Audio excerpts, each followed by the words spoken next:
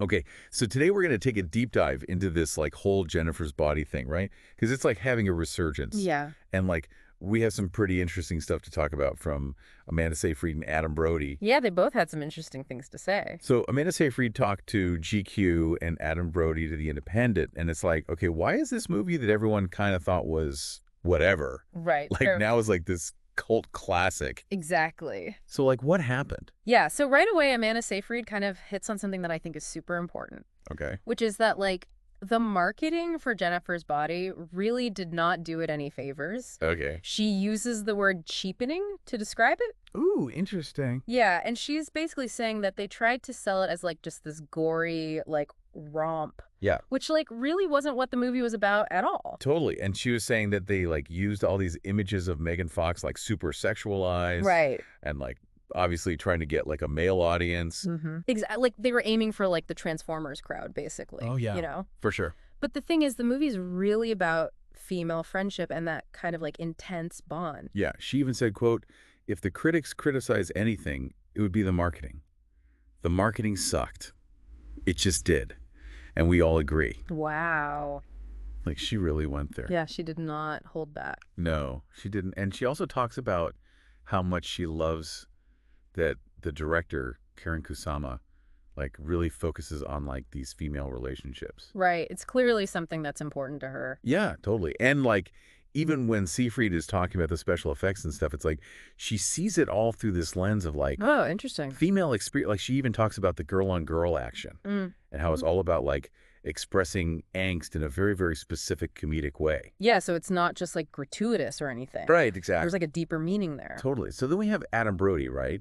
And he was actually in the film. And like he's talking about what it was like to be part of something that like... That didn't really succeed at first. Yeah, he straight up says that he thought all the negative reviews were unwarranted. Wow. Yeah, he was like, I thought the movie was great. Huh. Like it was hard for... And it even says he felt like a punching bag because of how much people were like... Dunking on the movie. Yeah, basically. Yeah. But then he talks about how it's become like this recognized like... Cult classic. Yeah, he calls it part of this pantheon of horror comedy, heavily metaphorical movies. So like it's in good company now. Totally. And he agrees that the marketing was way off. Right. Like aimed at the wrong people. And like, here's the thing that I think is so crazy. Okay. What's that? He points out like how ironic it is that they like completely downplayed. The fact that it was made by women. Yeah, like directed by a woman starring women, written by Diablo Cody. Oh, wow. Who had just won an Oscar for screenwriting. So they had all these like really strong selling points and they just like... ignored them. Yeah, basically. And Brody even says like, quote, it was directed by a woman starring two women, written by that year's screenwriting Oscar winner. And they're like, bury all of that. Don't tell anyone that. It's irrelevant that Diablo Cody just won an Oscar and she wrote this. It's like, what? Yeah. Like, why would you not lead with that? Exactly. It's so strange. And Brody's like, I don't know if it would have made a difference, but like... But it's hard not to wonder. Yeah, like, come on. Right. But okay, so now it's like this cult classic. It really is. So like it found its audience eventually. Right, like people are rediscovering it and telling their friends about it. Exactly. And it shows you like how our perspectives can change over time. Totally. And like what might seem like a failure at first. Could totally like have this whole other life. Exactly, and become something really special. And guess what? There's even talk of a sequel. Oh, really? Yeah. Amanda Seyfried said it's in the works and she's given it a thumbs up. So like Jennifer's body, the saga continues. Right. Which makes me wonder, like, how are they going to market the sequel? That's a good question. Are they going to like learn from their mistakes? Right. Are they going to highlight all the things that people actually love about the original? Yeah. Will they actually promote the fact that it's like a movie about female friendship and like... And made by women? Yeah.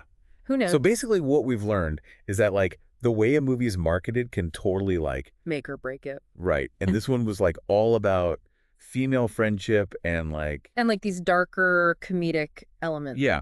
But they marketed it as just like a... slasher. Yeah. Which really wasn't what it was about. Not at all. And it makes you think like what other movies are out there Right. that maybe didn't get a fair shake at first. That maybe got marketed the wrong way. Yeah. Or like just took some time for people to really understand. Exactly. Like maybe our tastes change. Yeah. Or like cultural context shifts. Right. So like what seems weird or off-putting one year could be like brilliant a few years later. Exactly. And it's like a reminder that like art is always evolving. And so are we. So yeah, like keep an open mind. Exactly. You never know what you might discover. And maybe give Jennifer's Body another watch. You just might be surprised. All right, that's it for our deep dive this week. See you next time.